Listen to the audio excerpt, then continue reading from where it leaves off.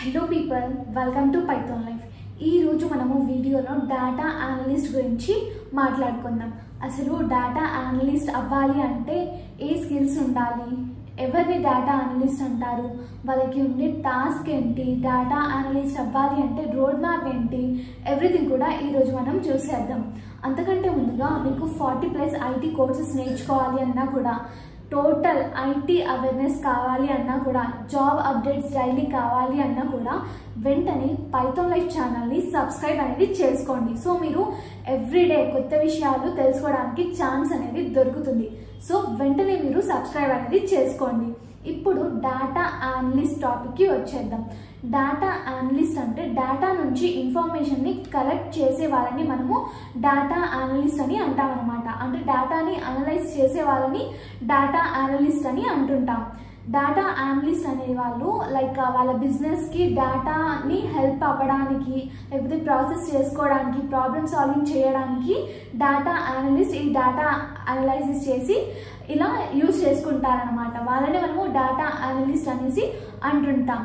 ఇప్పుడు డేటా అనలిస్ట్కి ఉండే టాస్క్ ఏంటి అంటే, బేసిక్గా డేటా ఉంటుంది కదా, వాటిని లైక్ క్లీన్ అండ్ ప్రాసెసింగ్ చేసుకోవడానికి, అనలైజింగ్ చేసుకోవడానికి, డేటాని అనలైజ్ చేసుకోవడానికి, లేకపోతే డేటాని గ్యాదర్ చేసుకోవడం అండ్ డేటా మోడల్స్ని డిజైన్ చేయడం, ఇవన్నీ కూడా మనకి డేటా అనలిస్ట్కి ఉండే టాస్క్ అనమాట. అండ్ డేటా అనలిస్ట్కి ఎలాంటి స్కిల్స్ ఉండాలంటే లైక్ టెక్నికల్ స్కిల్స్ అనేవి ఉండాలి. లైక్ ఏదైనా ఒక programming language and stats and maths పైన మంచి గ్రిప్ అనేది ఉండాలి.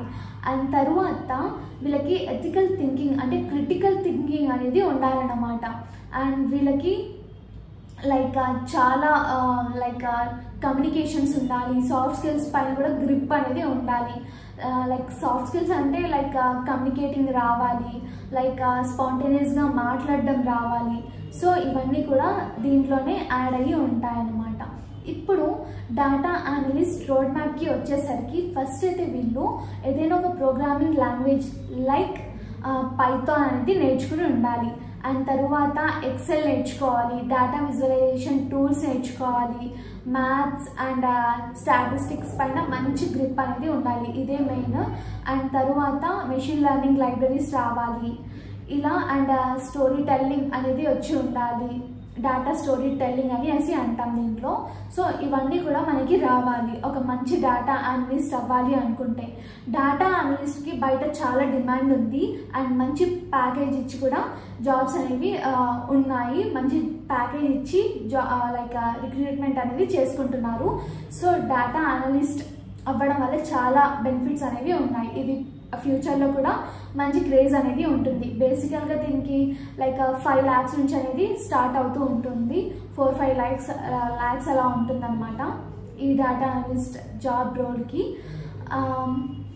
తరువాత మనకి మెయిన్గా ఇది దేంట్లో యూజ్ అవుతుందంటే, ఇప్పుడు ప్రజెంట్ కంపెనీస్, బిజినెస్ వీటిలో చాలా యూజ్ అవుతుంది అనమాట. ఒక కంపెనీ అంటే చాలా హ్యూజ్ డేటా అనేది ఉంటుంది.